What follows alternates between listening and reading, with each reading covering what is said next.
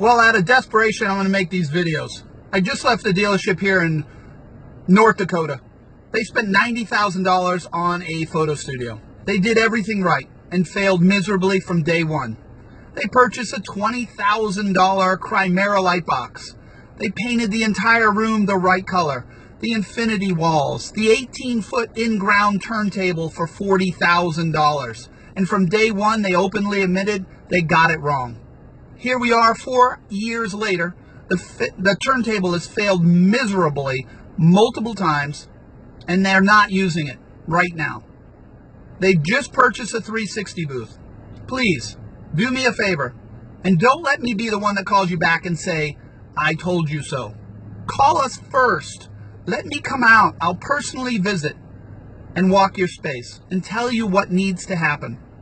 But I'm trying to sell you a 360 booth. Please call me, Jay Smithwick, 360 booth. Thank you.